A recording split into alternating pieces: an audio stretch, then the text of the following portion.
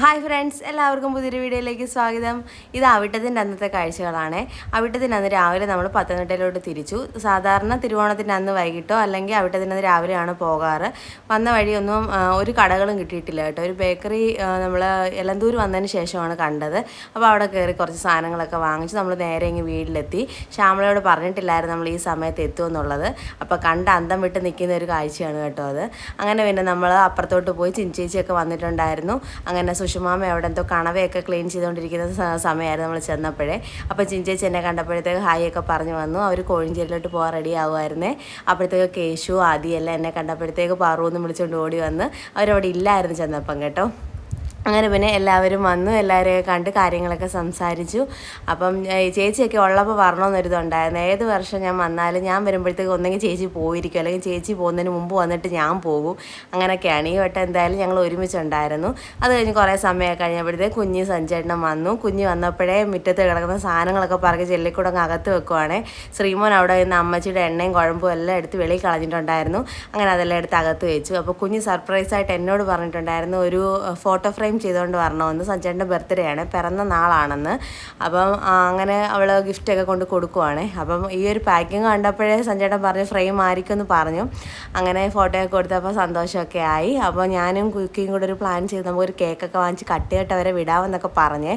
അപ്പോൾ അവൻ പറഞ്ഞു വൈകിയാ വേണ്ട, നമുക്ക് വൈകിട്ട് പോകാമെന്ന് പറഞ്ഞേ. എന്നിട്ട് ഞാൻ കുറച്ച് കഴിഞ്ഞപ്പോൾ ഇപ്പുറത്തോട്ട് വന്നു ആദിക്കുട്ടനെയൊക്കെ കാണാൻ. അപ്പോൾ ആദ്യക്കൂട്ടം പറയുവാണ് എല്ലാവരും ലൈക്ക് ചെയ്യണം, ഷെയർ ചെയ്യണം, സബ്സ്ക്രൈബ് ചെയ്യണമെന്നൊക്കെ പറയുവാണ്. അപ്പോൾ എന്നെ കണ്ടപ്പോഴത്തേക്ക് ഭയങ്കര നാണം. ഞാൻ വരുമ്പോൾ ഇതൊക്കെ പറയണമെന്ന് പ്ലാൻ ചെയ്ത് കുഞ്ഞിരുന്നതാണ്. അതുകൊണ്ട് അവനെല്ലാം ശരിക്കൊന്നും പറഞ്ഞില്ല. അതുകൊണ്ടാണ് ഞാൻ വോയിസ് ഇടാഞ്ഞത്. അത് ലാസ്റ്റ് ഞാൻ കൊടുത്തേക്കാമേ. അങ്ങനെ പിന്നെ അത് കഴിഞ്ഞപ്പോഴത്തേക്ക് കുഞ്ഞിയൊക്കെ അങ്ങ് പോകാൻ ഇറങ്ങിയിട്ടുണ്ടായിരുന്നു. അവിടെ സഞ്ജയൻ്റെ അനിയത്തിൻ്റെ കല്യാണമാണ് നാളെ. അതുകൊണ്ട് അവർ കുറച്ച് സമയം നിന്നുള്ള അങ്ങ് പോയി. നമ്മൾ വന്നതിൻ്റെ പേരിൽ ഓടി വന്നതാണ്, അല്ലെങ്കിൽ അവിടെ നിൽക്കേണ്ടതല്ലേ.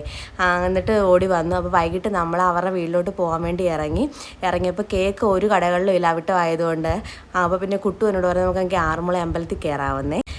കേട്ട പതി കേൾക്കാത്ത പതി ഞാൻ ഓക്കെ പറഞ്ഞു. ഞാൻ പറഞ്ഞു കയറാമെന്ന് പറഞ്ഞു. കല്യാണത്തിന് ശേഷം ഇന്നുവരെ എനിക്ക് ആറന്മുള അമ്പലത്തിൽ വരാൻ പറ്റിയിട്ടില്ല. നമ്മൾ വരുമ്പോഴെല്ലാം ഒന്നെങ്കിൽ അമ്പലത്തിൽ നല്ല തിരക്കായിരിക്കും, അല്ലെന്നുണ്ടെങ്കിൽ ഏട്ടന് യാത്രയൊക്കെ ചെയ്ത് ക്ഷീണമായതുകൊണ്ട് പോകാൻ പറ്റിയിട്ടില്ല നമുക്ക് കേട്ടോ. അപ്പോൾ ഇത് കേക്ക് വാങ്ങിക്കാൻ വേണ്ടി പോയ സമയം കൊണ്ട് നമുക്ക് കയറി തൊഴുതിട്ട് വരാമെന്ന് പറഞ്ഞു. അങ്ങനെ ഞങ്ങൾ കയറി തൊഴാൻ പോയി. തൊഴുതെല്ലാം വെളിയിൽ ഇറങ്ങിയപ്പോഴത്തേക്ക് അവിടെ ആണെങ്കിൽ വള്ളംകളിയുടെ പാട്ടൊക്കെ കേട്ട് ഞങ്ങൾ ഓടി അങ്ങോട്ട് പോയതാണ്. അപ്പോഴത്തേക്ക് വള്ളം അങ്ങോട്ട് കരയ്ക്ക് അടുത്തിട്ടുണ്ടായിരുന്നേ. അവരാണെങ്കിൽ ഉത്രട്ടാതി വള്ളം കളിക്ക് വേണ്ടി പ്രാക്ടീസ് നടക്കുന്ന സമയത്താണ് നമ്മൾ ചെന്നത്. അപ്പോൾ ഞാൻ കരുതി ഏട്ടനും ശ്രീമോനും അവിടെ കാണും, ഇത് കേട്ട് അവിടെ പോയതായിരിക്കും കരുതി. പക്ഷേ അവിടെ ചെന്നപ്പോഴത്തേക്ക് ഇല്ല. ഞാനും കുട്ടുവും കാശിയും കൂടാണ് അമ്പലത്തിൽ ആദ്യം കയറിയത്. പുറകെ ഏട്ടനും കയറിയിട്ടുണ്ടായിരുന്നു. ഇടയ്ക്ക് വെച്ച് അവരെ മിസ്സായി കണ്ടില്ല. അങ്ങനെ ഞങ്ങൾ വെളിയിൽ വന്ന് അതൊക്കെ കണ്ട് കുറച്ച് ഫോട്ടോസൊക്കെ എടുത്ത്. അപ്പോൾ ഞാൻ പറയുമ്പോൾ പിന്നെ ഇവരെവിടെ പോയി. അപ്പോൾ എൻ്റെ ഈ ഫോണും ഇല്ല. എൻ്റെ ഫോണാണെങ്കിൽ ഏട്ടൻ്റെ കയ്യിലായിരുന്നേ. അപ്പോൾ കുട്ടുവാണ് എൻ്റെ വീഡിയോ ഒക്കെ എടുത്ത് തന്നത്. അങ്ങനെ നമ്മളാണെങ്കിൽ അവിടെ നിന്ന് ഫോട്ടോയൊക്കെ എടുത്ത് കാശിയൊന്നും ഇതൊന്നും കണ്ടിട്ടില്ല. കാശിയുടെ കുഞ്ഞിൽ നമ്മളൊരു വള്ളംകളി കാണാൻ വന്നിട്ടുണ്ടായിരുന്നു. അതൊന്നും കുഞ്ഞിന് ഓർമ്മയില്ല. അങ്ങനെ പിന്നെ നമ്മൾ എല്ലാം കഴിഞ്ഞ് അങ്ങ് തൊഴുതങ്ങ് വെളിയിൽ ഇറങ്ങുവാണേ. അപ്പോൾ താഴെ ചെന്നപ്പോഴത്തേക്ക് വണ്ടിയുടെ അവിടെ നിൽക്കുന്നുണ്ട് ഏട്ടനും ശ്രീമോനും കൂടെ. എന്നിട്ട് ചോദിച്ചു നിങ്ങൾ എവിടെ പോയതാന്നൊക്കെ ചോദിച്ചപ്പോൾ ഇവിടെ വന്നിട്ടില്ലാത്തത് കൊണ്ട് തന്നെ ഏത് വഴി ഇറങ്ങണമെന്നൊന്നും ഏട്ടന് അറിയത്തില്ലായിരുന്നു. അവിടെ നമ്മൾ വള്ളംകളി നടക്കുന്ന സ്ഥലത്തോട്ട് പോകാൻ വേണ്ടിയിട്ട്. അതുകൊണ്ട് ഏട്ടനത് മിസ്സാവുകയും ചെയ്തു. എന്തായാലും എൻ്റെ ഭാഗ്യം പോലെ എനിക്ക് അവിടെ പോയി തൊഴാൻ പറ്റി. ഒരുപാട് നാൾ കൊണ്ട് ആഗ്രഹിച്ചിരുന്ന ഒരു കാര്യം അന്ന് നടന്നു. അതും പ്രതീക്ഷിക്കാതെ നടന്നപ്പോൾ ഒത്തിരി സന്തോഷമായി. പിന്നെ കുഞ്ഞിയുടെ വീടിൻ്റെ അടുത്തുള്ള ഒരു അമ്പലത്തിൽ കൂടെ നമ്മൾ കയറി തൊഴുതിട്ടുണ്ടായിരുന്നേ. അപ്പോഴത്തേക്ക് രാത്രിയായി. അപ്പോൾ അവിടെ തൊട്ട് ഇപ്പുറത്തെ വീട് തന്നെയാണ് കല്യാണ വീട്. അപ്പം സ്വന്തം അനിയത്തിയല്ല, എന്തോ ഒരു റിലേറ്റീവ് ആണ്. എനിക്ക് കറക്റ്റ് ബന്ധമൊന്നും പറയാൻ അറിയത്തില്ല കേട്ടോ. അപ്പം നമ്മൾ ആ ഇരുട്ടത്തൂടെ കയറി പോകും. കുറച്ച് ഫ്രണ്ടിലോട്ട് ചെന്ന് കഴിഞ്ഞപ്പോഴത്തേക്ക് അവിടെ വെട്ടം ഉണ്ടായിരുന്നു കല്യാണ വീട്ടിലോട്ട് പോകാൻ. അപ്പോൾ ഇവരുടെ വീട്ടിലോട്ട് പോകാൻ വെട്ടമില്ല. അപ്പോൾ കാശിയുടെ സൗണ്ട് കേട്ടിട്ട് സഞ്ജയനും കുഞ്ഞും കൂടെ ചാടി വെളിയിൽ ഇറങ്ങി നിൽക്കുമായിരുന്നേ. അപ്പോൾ പെട്ടെന്ന് ഞങ്ങളെ കാണുമ്പോൾ ഞെട്ടിപ്പോകും. നിന്നെ കൊണ്ട് തോറ്റെന്നും പറഞ്ഞുകൊണ്ട് എന്നോട് കാര്യം പറയുക കേട്ടോ. ഞാൻ പറഞ്ഞു ഞങ്ങളങ്ങ് നാളെ പോകും, നാളെയാണ് ബർത്ത്ഡേ. അപ്പോൾ ഞങ്ങളങ്ങ് നാളെ പോകും, അതുകൊണ്ട് അതിന് മുമ്പ് നമുക്ക് കേക്ക് കട്ട് ചെയ്യാമെന്ന് കരുതി ഞങ്ങൾ ഇറങ്ങിയതാണെന്ന് പറഞ്ഞപ്പോൾ അമ്മയും അച്ഛനും ഒന്നുമില്ല. അമ്മ ജോലി സ്ഥലത്തായിരുന്നു, അച്ഛൻ അപ്പുറത്തെ വീട്ടിലായിരുന്നു. അപ്പോൾ ഞങ്ങൾ വന്നെന്ന് അറിഞ്ഞപ്പോഴത്തേക്ക് കുഞ്ഞ് പോയി അച്ഛനെ വിളിച്ചുകൊണ്ട് വന്നു. അപ്പോൾ കുഞ്ഞി പെണ്ണ് കാണലിന് വരുന്ന പോലെ വെള്ളമൊക്കെ കലക്കിക്കൊണ്ട് വന്നിട്ടുണ്ട് കേട്ടോ നമുക്ക് കുടിക്കാൻ. അങ്ങനെ നമ്മൾ വെള്ളമൊക്കെ കുടിച്ച് കഴിഞ്ഞപ്പോഴത്തേക്ക് അച്ഛൻ അപ്പുറത്ത് പോകണമെന്ന് പറഞ്ഞു. അവിടെ തിരക്കല്ലേ എല്ലാവരും ഫുഡ് കഴിക്കാനൊക്കെ ആയിട്ട്. അപ്പോൾ നമ്മൾ പറഞ്ഞെങ്കിൽ കേക്ക് കട്ട് ചെയ്യാം, കേക്ക് കട്ട് ചെയ്തിട്ട് ഞങ്ങളും അങ്ങ് പോവാം, നിങ്ങളുടെ സമയം കളയുന്നില്ലെന്ന് ഞങ്ങളും പറഞ്ഞു. അങ്ങനെ പിന്നെ നമ്മൾ കേക്കൊക്കെ കട്ട് ചെയ്തു. സഞ്ജേട്ടനും കാശിയും കൂടെ നിന്നാണ് കേക്ക് കട്ട് ചെയ്തത്.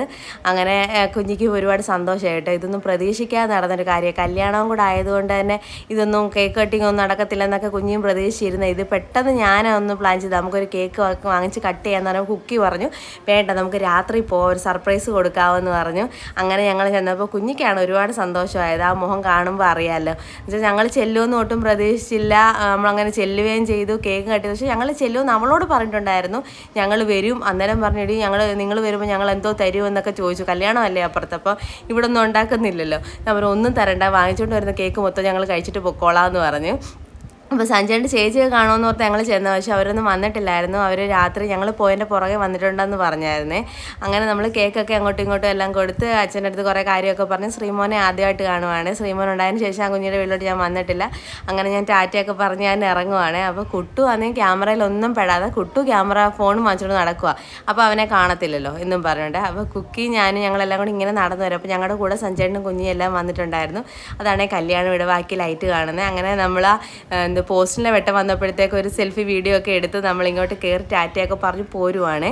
പോകുന്ന വഴി നമ്മൾ സഞ്ജയൻ്റെ അമ്മയെ കാണാൻ വേണ്ടി മെഡിക്കൽ സ്റ്റോറിലൊന്ന് കയറിയിട്ടുണ്ടായിരുന്നു.